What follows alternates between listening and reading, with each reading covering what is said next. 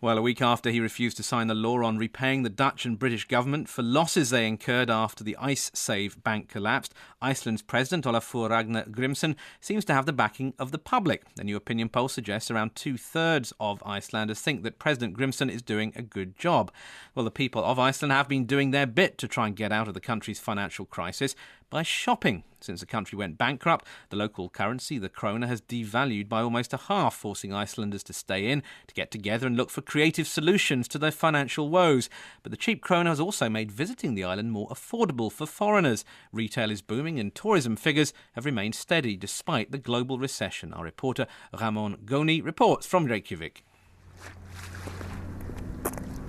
At Reykjavik Sport, fishing boats unload their catch every morning, seal it in plastic and store it in refrigerators.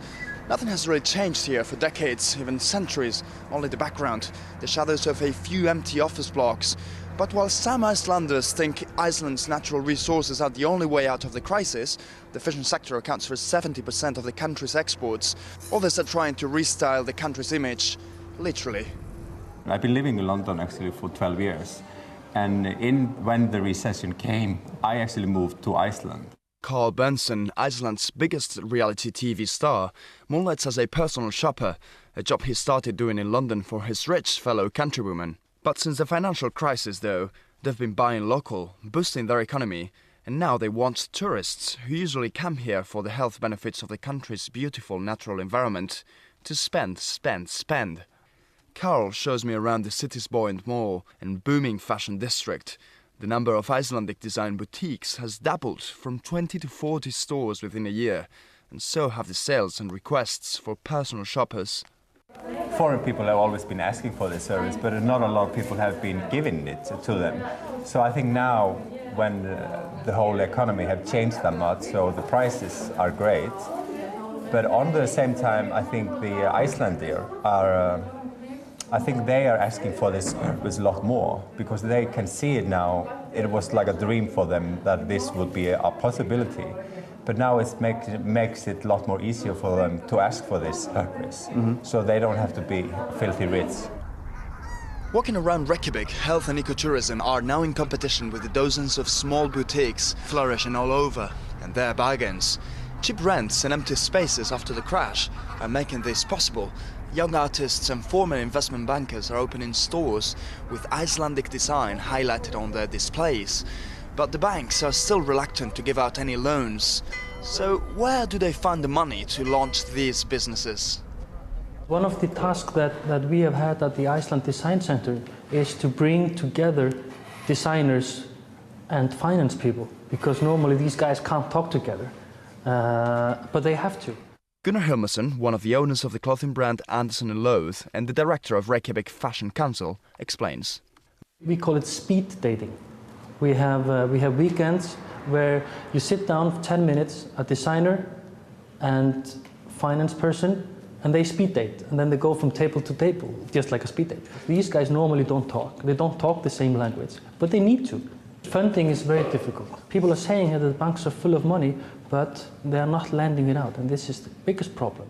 The government is also investing in fashion, and cultural institutions like Reykjavik's art museums are also showcasing fashion as contemporary art. At the opening of her exhibition, internationally renowned fashion designer Steinun stresses the importance of Iceland's roots in nature through her work, and says the small isolated community in Iceland gives local design its uniqueness. We all know each other.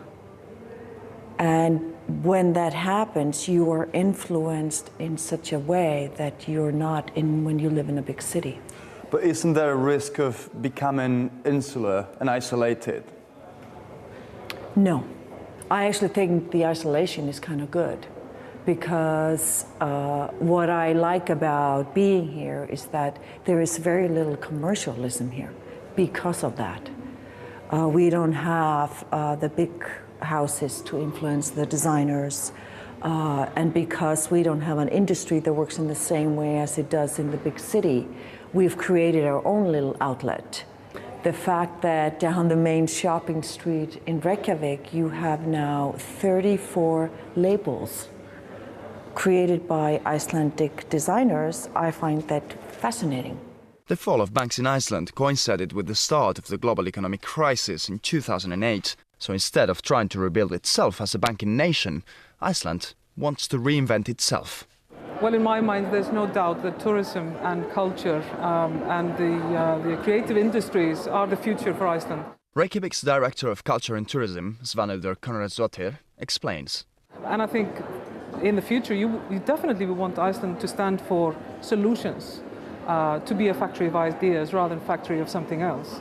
And hopefully we will be the first ones to get out of this crisis, and hopefully we can then share some brilliant solutions with others that are dealing with similar problems. But on the streets, opinions differ.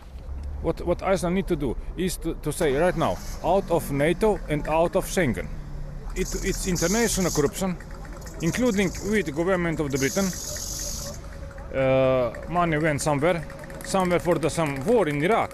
Or some war which will be. We don't know which one, maybe Iran, whatever. Despite the planes full of tourists, Icelanders visibly feel more stranded and isolated than ever.